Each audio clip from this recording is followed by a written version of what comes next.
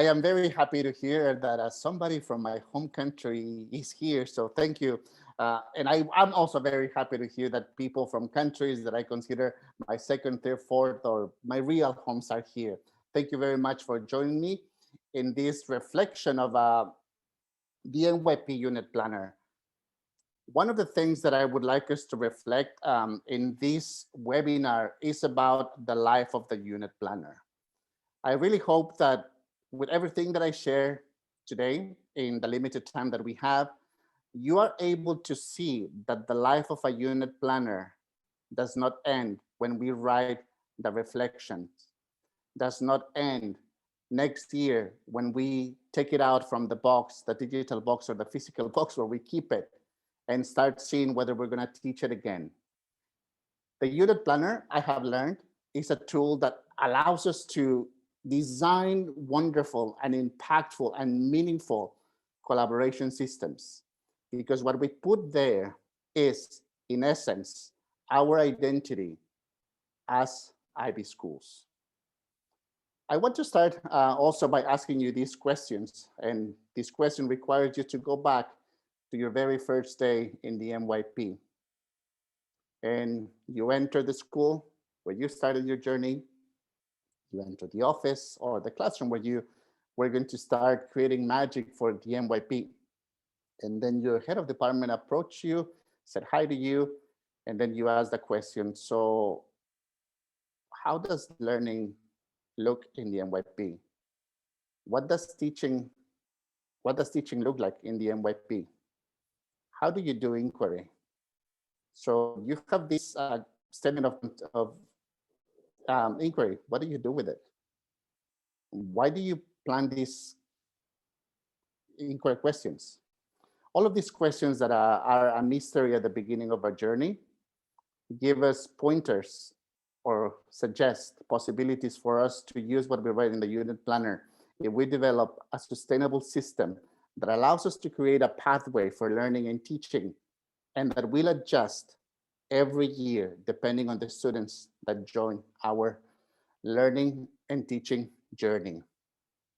Why do I say that the planner is a sign of the type of school that we are, of the type of team that we are? Why do I say that the unit planner reflects our identity? On the left-hand side of this slide, you can see that at the core is the IB learner profile. On top, you see the approaches to teaching, and below you see the approaches to learning. The approaches to teaching and the approaches to learning are really what defines IB schools. The variety of approaches to teaching that we are able to employ and that we collect examples for, demonstrable examples, is what defines us as an IB school, is what defines the intellectual and creative software in our departments, in our school.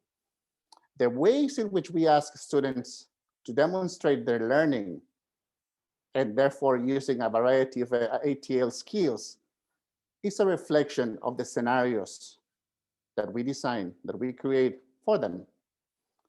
Also, if we start adding services section intentionally, purposefully, aligning and allowing for connections with the real world, we are teaching beyond the boundaries of the walls of the classroom, which is at the core of the MYP. And if we start ensuring that the global context explorations that we choose are reflected in every part or in every aspect of the learning experiences that we design, then we are truly honoring the nature of the MYP. I believe that if we are not able to show examples of these 4 items, approaches to teaching, approaches to learning, services action, and global context explorations, our journey in the MYP is at the beginning, at a foundation level. And we need to find a way to move up to the level where we are able to produce those relevant examples that apply to our context. Because these examples are the examples that we have to show our new teachers for them to see how we do inquiry, how we promote conceptual understandings, how we help students to co-construct knowledge, how we help students to develop their collaboration skills, how we motivate students to act, how we explicitly tackle the global context exploration, providing any new member of our school with these examples will make him or her understand what is expected from him or her, and most importantly, will help him or her develop a sense of belonging about what it means to be an IB educator. For this reason, I invite you to think about the culture of your school. Think about your teaching culture, your learning culture, your service culture. How is this communicated to everyone? Is it communicated only by reading the IB documents? Or do you have the examples to show them how you do it and to justify why you do it like that? What do these experiences mean? It's a question that I ask myself before I design engagements for my teams. I conducted a survey for over 2 years. I was interested in figuring out what people, what teachers, what educators wanted the unit planner to be, what they understood this to be, and what they found in it most importantly. And this is what my question revealed. In the unit planner, educators found knowledge, found information about the context, found information about the experiences that teachers design for their students, found ideas for them to teach, to complement, to enrich the practice, found filters, cultural filters that would help them understand how to teach in the context of that particular school, found insights that enrich their approaches to teaching, found information about the audience. We teach with a sense of audience, found connections with other subjects, found out about the system that the school has put in place for collaboration, has found out about the resources that are in place, and most importantly, found warnings. I became very interested in the concept of warnings. Well, what are the warnings that they found out? But I did not inquire further.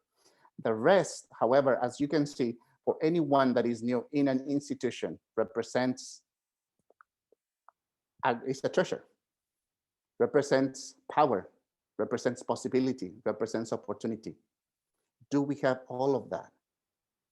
And if we do, have we designed a sustainable system that empowers us to play the same role plays in a better way, more sophisticated every year, every time that we develop engagements for our team? In other words, do we give or extend the life of the unit planner? Do we value what is in it? Do we use what is in it? Do we use what is in it as ingredients to continue cooking different learning experiences? I mentioned the word sustainability because it's quite common to hear teachers say that a lot of their energy in the MYP goes into writing documentation. And if that's the case in your scenario, then what is causing that to happen? What are we not seeing? How can we prevent that feeling? And what decisions can we make in order for every document that we produce to have a life of its own, but also to be a part of an orchestra, and for it to be used properly in different situations? And when we think about this sustainable system, we have to understand that this sustainable system needs to be grounded on the essence of the MYP: concepts, ATL skills, assessment strands. We need to understand that this system needs to elevate the quality of dialogue amongst the team, the quality of collaboration, resource curation, teaching for diversity. This system has to acknowledge adaptations, because what the planner that we design for one cohort will still be useful for the next cohort.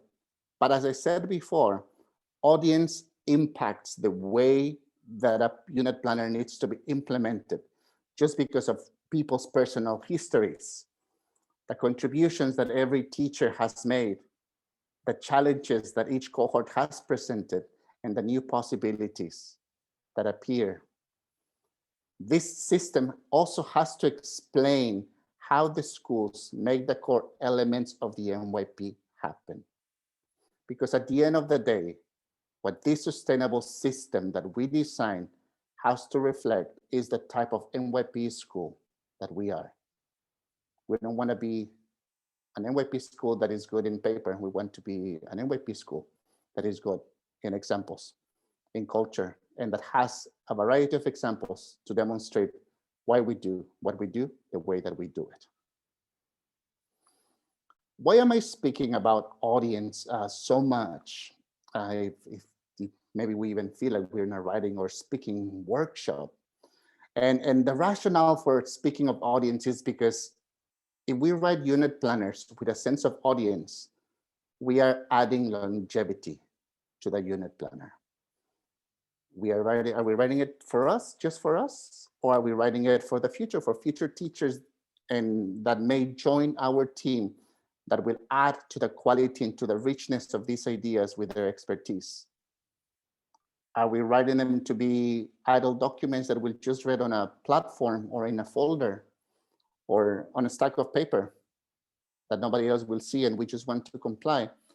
Or do we want them to be maps of learning that help us figure out how to navigate the waves of inquiry? It's very easy to understand why we have to write with a sense of audience, and I'm going to use GRASPs because this is a very common tool that we use as educators in the MYP.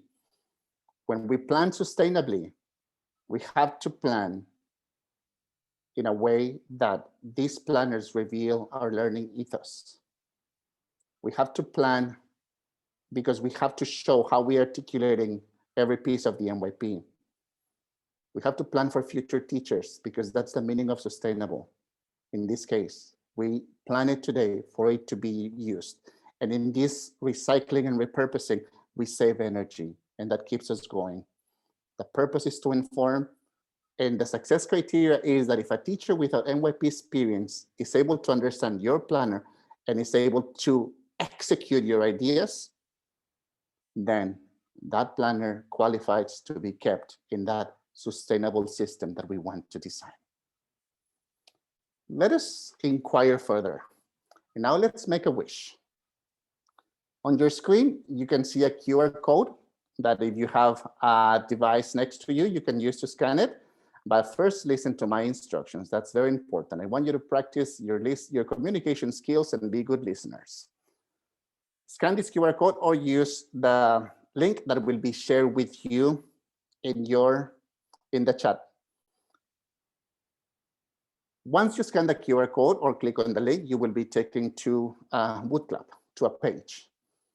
And there is one question that you need to answer. The question is right here. What tools would you have liked to find in the records of the subject group you joined? Okay, and I am speaking about the unit planner. So in that unit planner, when you joined the school, what tools would you have liked to find in the records of the subject group you joined? And I want you to write in plural. I want you to write nouns. One noun per entry. You can respond many times, but only one word and in plural. I'm gonna give 2 minutes to do this activity. Let us scan the QR code or click on the link and write what tools we would have liked to find in the records of the subject group when we joined.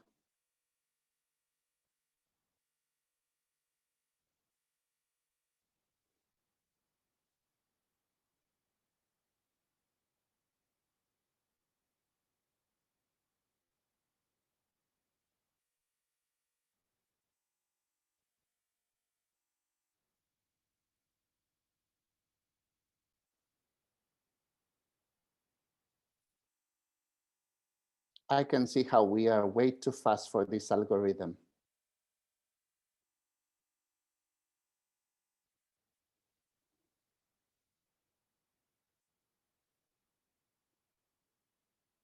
But we are slowly beginning to see that assessment, resources, reflections, examples Strategies are becoming the champs in this race. Assessments seem to be ranking at the highest end. Resources is following closely. Examples, reflections, and tasks are running equally fast.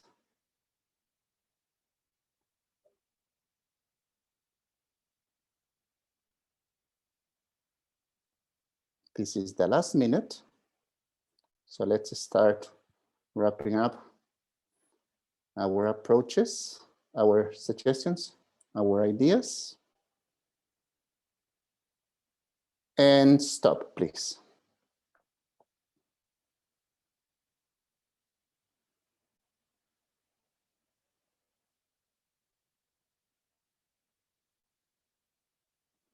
Let us stop right now.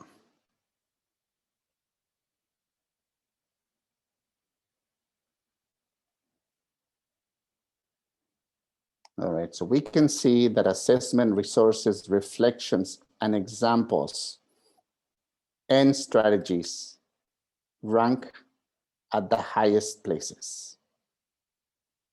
So basically what we need to find, what everybody that is new in school, what we all would like to find are examples of how we do it.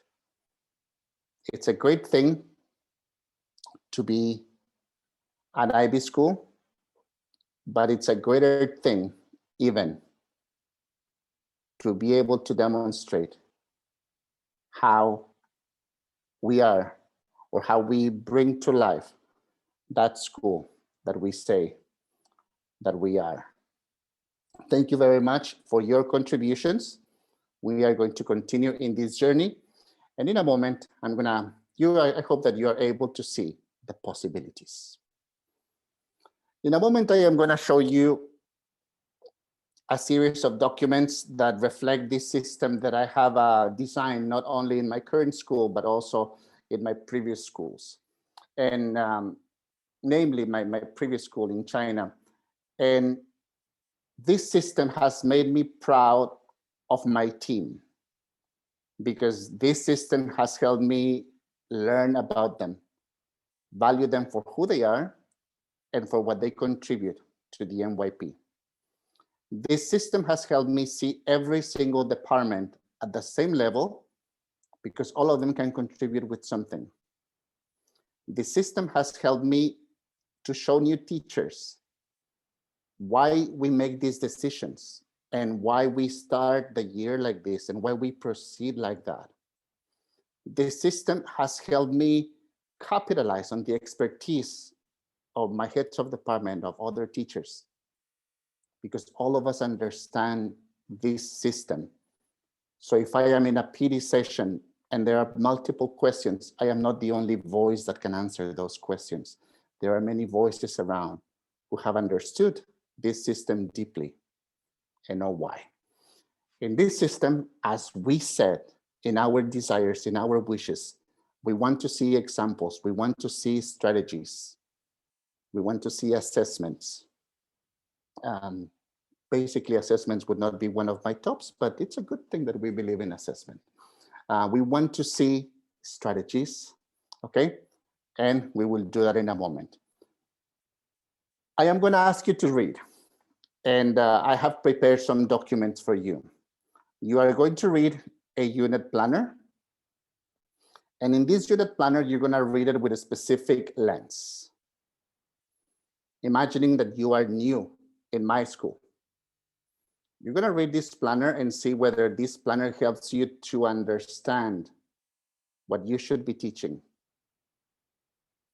You will read it and you will try to figure out whether the planner supports you to predict or anticipate what students should be demonstrating in terms of content, conceptual understandings, and skills. You will read this document and you will decide, you will determine whether it empowers you to see how you are addressing the assessment strands formatively. The assessment strands are a hidden gem that very few people appreciate, but individually, they are wonderful friends. You will also figure out whether this document signals possible inquiry questions that can be investigated in a given week. And you will investigate, you will determine whether this unit planner allows you to see the articulation of the MYP elements. So we are going to share the link to our Padlet in this moment. You will find it in the chat. And in this Padlet, you will find, I think, 4 unit planners: language and literature, language acquisition, science, PHE, and arts. Read the one that attracts you the most, or if you are an educator that teaches in those subjects, please read them. And you will find these instructions that you see on your screen on the left-hand side of the Padlet, so that you continue to understand what you have to do. I'm going to allow us to have, let's say, 7 minutes reading time so that we go through this unit planner and we understand the system that I am talking about. So let us do some silent reading, please.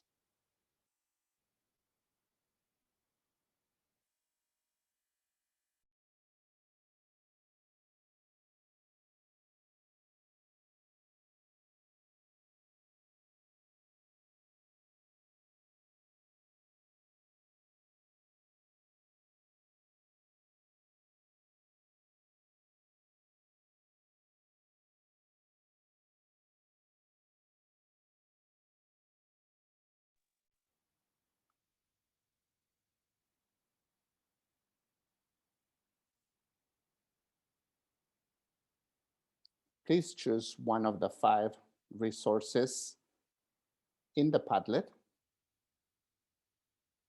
and you can write a comment about what you see in them. As I mentioned before, on the left-hand side of the Padlet, you can see the instructions.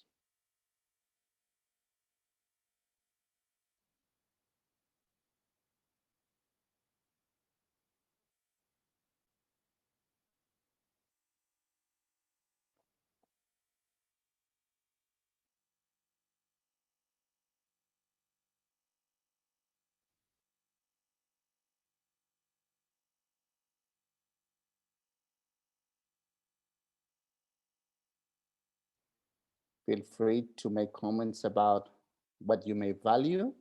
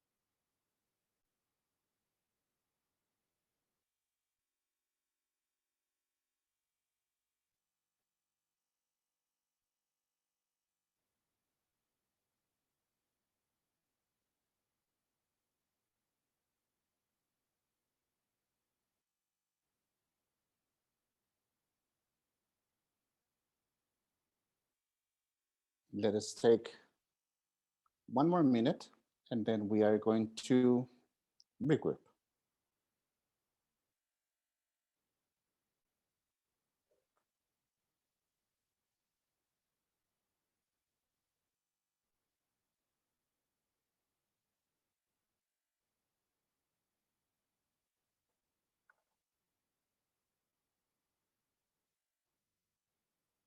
Thank you very much for the ideas that you were writing on the Padlet. I appreciate your engagement. As I was reading what some of you were writing, I value the ideas, the reflections about the clarity, the ideas about how it informs you about what new teachers should be doing in every week. I value what some of you mentioned about the connections that they make between the strands and what happens in every week, and how those strands are brought to life through a variety of engagements. At my school, for the family of schools that I work, we have our own learning platform. But when I started hearing about Toddle, one of the first things that I had in mind is that wish of mine of finding a system that informs, not finding a system that creates this habit of ticking boxes without really helping me as an educator to understand the reasons why. And I was very happy when I started to get to know the platform. I was very happy to see that this vision that I have in my head about a sustainable system is at the core of the platform. That they also value this mental organization that is needed for everyone to understand what needs to happen at each point of the learning journey. I was also very happy to see that they value the connections, the explicit connections, that at any point in the teaching and learning journey, we know exactly what aspects of the MYP framework we are attacking. For me, when I saw this, I said, this is a platform that can help us to articulate, that can help us to design, that can help us to focus our energies on teaching and learning and on collaboration, not on writing and writing and writing and writing as if we were writing to produce energy. I was very happy to a degree that words cannot understand when I figured out that part of their assessment tools included assessing individual strands. Never had I seen something more powerful for me to inform students how he or she are doing and inform them in a developmental way, directly linked to the assessment criteria about their performance in one particular or in a few strands. I do not have to assess all of the strands. I do not have to explore all of the strands, in some cases for formative purposes. So this gave me the opportunity to produce and to provide actionable feedback. And of course, like any Mexican in a good soap opera, I was falling in love with it. And that's why I believe that Toddle has the capabilities to help us produce this sustainable system that we need in unit planning to design systems for the future, for future colleagues, for future students, for change, because we can decide how to articulate, how to need every aspect that we are attacking at different moments of the learning process. This is the system that I am talking about. But this is not all, my friends. This is not all. This is not everything that is possible with a unit planner. If we design the system that I described at the beginning of this presentation, we have knowledge, we have understandings, we have skills, we have meat to chew on, or food to chew on, I should say, for those of you who are not, who do not eat meat. And all of these things are already part of the soul of the school. So why not reusing them? As I said, finishing a unit planner does not mean that once it's finished and we have reflected on, it should stay there. How can we elevate its power? How can we extend its life? How can we use the information in it to design collaboration systems? I am going to share another link. This is going to take you to my blog, where I have included a series of ideas of how you can use, or how we can use, the information in our planners if we have a sustainable system in place. When all unit planners are filled out in the same way, we can use the information in those unit planners to design collaboration, which is one of the approaches to teaching that defines the MYP. And I'm not speaking about that collaboration where we sit down and brainstorm. No, I am speaking about the collaboration in which we are stimulated by ideas, and then we are motivated and encouraged to further them. So please click on that link that will be shared with you, and you will be taken to a page of my blog where you will read a series of ideas. You will first read, I think, around 5 ideas of what can be done as an MYP team, asking people from different departments to bring ideas from their planner. And at the bottom, you will see some ideas about departments, how departments, subject groups can use the information in these planners when designed with a sustainable manner for informational purposes. I'm going to give you 5 minutes to read this.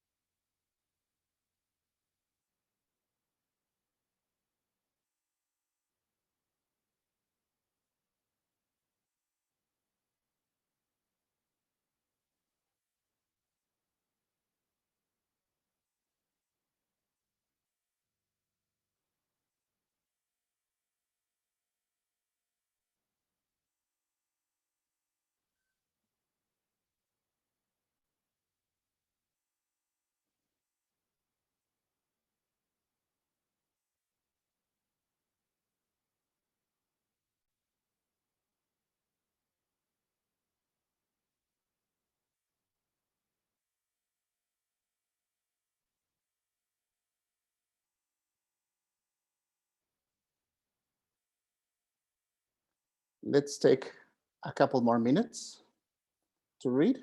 That link will be permanently there for you. I am not going to delete it.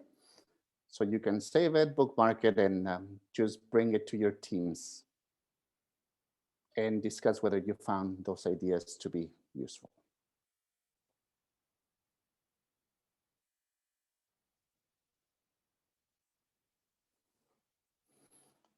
Many times when schools have a variety of accreditations, we feel that we are serving many masters. And I am pretty much taking the words of one of my leaders of my current school.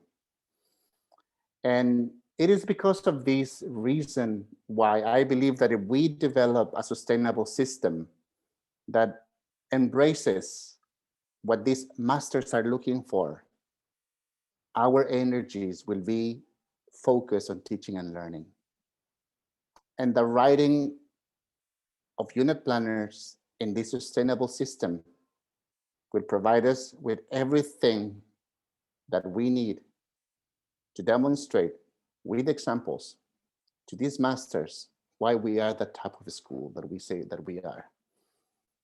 These examples are a reflection of our mission statement and how we as educators in collaboration with our students bring that mission statement to life.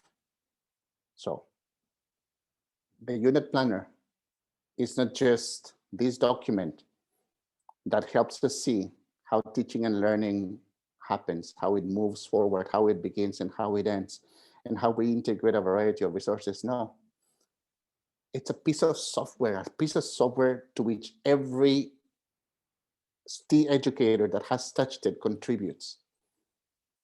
And if it's sustainable, this document will hide and will hold and will save the expertise and skills of every wonderful educator that crosses the path of our school. Why should we not treasure that? Why should we not treasure the expertise that teachers and students bring? This sustainable system that I am talking about allows us to value that and to take it further. I hope that as I bring this presentation to an end, we understand that unit planning, when we really think about the impact that we want it to have, is a very reductive term. I would advocate for us to start thinking more about design and learning, because design and learning is an opportunity to engage intellectually with our colleagues. And I believe that if a school is not able to stimulate me and my colleagues to continue being hungry for learning, there's something wrong. If I, as a head of department, as an MYP coordinator, I'm not able to activate that thirst for understanding and to activate my colleagues' intellect, I am not seeing something. Designing learning is an opportunity to acknowledge that learners in a new cohort. It has to be adaptable. The planner for last year will not work for this year, but I have the foundations. I only need to know how to slowly move them around, strategically move them around to receive the new cohort with embrace. Design and learning is an opportunity to incorporate what teaching a specific audience has taught us. Every child is different. Every group of students is different. And we cannot pretend that one planner will work again. But as I said before, this system allows us to read because we are writing for a purpose. So we are reading with intention. And therefore, we are reading in context. So we know exactly how we need to mold this knowledge that we have inherited. Most importantly, my dear colleagues, my dear friends, design and learning is an act of empathy through which we confirm that we are indeed working towards the same mission and that we are indeed teaching with students at the core, not teaching led by teachers' passion. I hope that in this brief reflection that I have shared with you, you have taken some ideas away for your context. I thank you very much for your engagement. And right now we have some time for Q&A. I am on Twitter. If you would like to follow me on Twitter and interact with me and to continue this discussion further, you can find my handle here.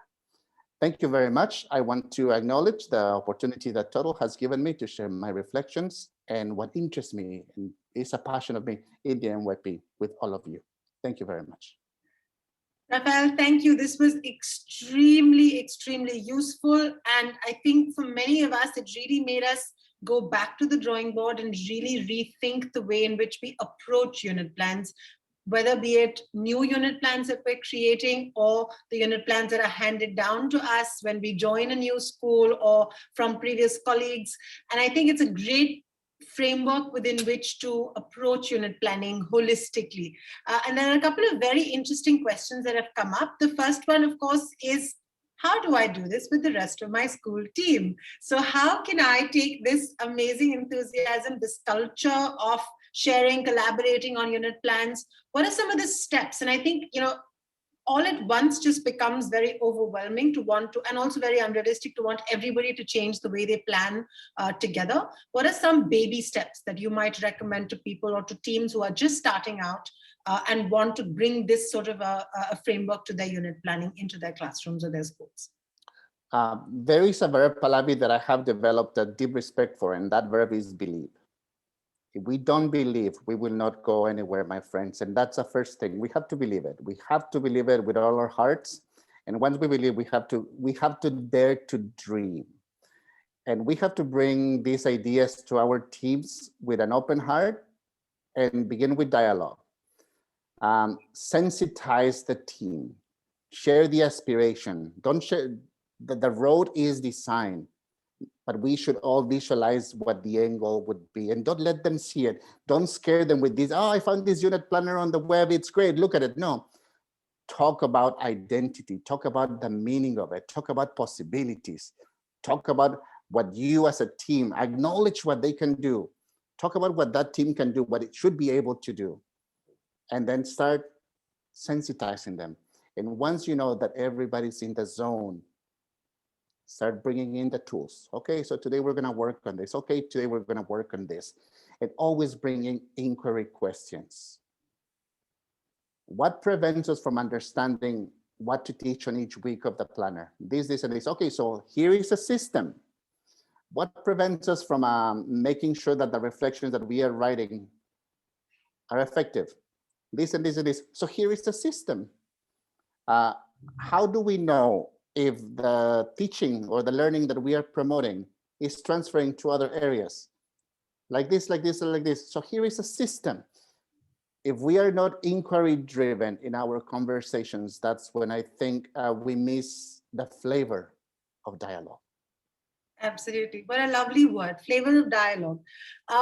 There's one other question to add to what you were just talking about, Rafael, in terms of the kinds of purposes that we bring to unit planning. And differentiation is one very strong purpose that we'd like to bring into our unit plans, and is a very tough cookie any which way. So what are some ways in which we can approach differentiation when we look at unit planning, and how do we work on collaboratively planning for differentiation? What I mentioned at the beginning of the presentation, Pallavi, designing learning with a sense of audience. I believe that we cannot differentiate without acknowledging students' histories. We cannot differentiate from the top of our heads. We need to allow at the beginning of the year, a few weeks at the beginning, to see how our returning students have changed, how they have grown, and how our new students are facing the music in our context. And then I believe that if we meet grade-wise, let me just use grade 6, and we put all the students' pictures on a wall with all the teachers that teach them present, and start saying what helps them learn, not focusing on what they do not do well. No, I don't believe in starting from deficit. What helps them learn? And we hear everybody doing it. Then we all take that to our unit planners. Again, the way that I differentiate in language acquisition will be different to the way that mathematics do it, but their ideas will help me and my ideas may help them. So it's better to do 5 collaborative meetings for the 5 years of the MYP that have, I don't know, 70 years of isolation and frustration figuring out. Absolutely. No, and I think that's such a powerful visual. I can just imagine having all my students' faces up there on the wall and just thinking, what would be the best way? How can I meet the student where they are, and plan from there? So thank you for that. I think that's extremely useful. We have one very specific question that's come in about Indigenous communities. And this person is asking if you know of any examples of designing learning being applied in Indigenous communities or schools in Mexico, or do you think this is only limited to private schools? I thought you may be well positioned to answer this question. I do know that at the beginning of the 2000s and the late 90s, there was a big movement. That was when the bilingual movement began in Mexico, for those of you that are that are in my home country. And I know that the curriculum, what we call libros de textos gratuitos, what the Mexican Board of Education designed, were primarily in Spanish. And then the shift was made to indigenous languages, to our original language, and then Spanish hence becoming the second language. I am not aware of how that program evolved, but I know that it became very strong in the southern states. So it would be a matter of just taking a road trip whenever people are able to travel again, and ask directly in the schools. I know that the challenge that we have faced in my country, and I don't know if other countries that have indigenous communities face this, is the availability of high quality resources in those native languages. So that's why I believe that initiative of prioritizing those indigenous languages was key, because that would ensure the curation of high quality resources before asking the teachers to teach empty-handed. Thank you for that. I'm sure that's extremely useful for the people who are planning to teach in these communities and are planning for students who come from these communities. I think what's also extremely useful to think about, Rafael, and I was thinking about this when you were making your presentation earlier and talking about the activity where we go in with our colleagues to unpack units and find what's useful there. So it's a little bit like a treasure hunt with older units. I was also wondering, how do we approach unit planning as a reflective process when we're looking back and planning ahead? What are some of the ways in which we can encourage our colleagues to do that as a culture at school? I think that when we start using the information in the planner, as I suggested in those ideas that I put on in the blog, is when teachers start seeing that there is an authentic intention for being reflective and for writing with a sense of purpose. If we don't use that, if the planner remains in the hands of the teacher and the HOD, we will never see its transferability. It's just a statement. So I think that that's the only way, Pallavi, start using what we put in. And instead of reading hundreds of documents, focus on specific aspects. As I was pointing out, let's make a global context exploration audit. Let's see if, let's go beyond the balance of the global context. No, let's see what we are actually using as context. Let's make an inquiry question audit. Let's see if we're using the same questions, if I can borrow some questions from others. I think that by doing this, we are intellectually engaged, stimulated, and we stop feeling idle. And personally, I think I have developed this respect for my colleagues that has just made me a better colleague, I think. Fantastic. That's really amazing, Rafael. And I think we're not just going away from this session thinking about a new framework within which to do unit planning, but also I think in some senses, questioning our own intentions behind unit planning. And thank you so much for that. Thank you for putting all of your great ideas out there. Thank you for taking us on this inquisitive journey to question and to reflect as well as we learn. Thank you for your time. Thank you to all the wonderful participants who joined us at this session and for all the great conversation in the chat that's still coming. We hope that you will be able to make use of the sample plans as well as the resources on Rafael's blog, and we hope that you will continue to be with us as the sessions at the MYP Planning Symposium continue. In our next session, we do have coming up some subject-specific sessions for you. So those of you who, as educators, are interested in looking at unit planning in your own specific subjects, please make sure you sign up for the upcoming sessions and attend those. Thank you once again, Rafael. Thank you for this great session, and thank you to all the participants. We'll see you at the next session. Thanks a lot. Have a great day ahead. Thank you, Pallavi. Thank you, everyone. Bye.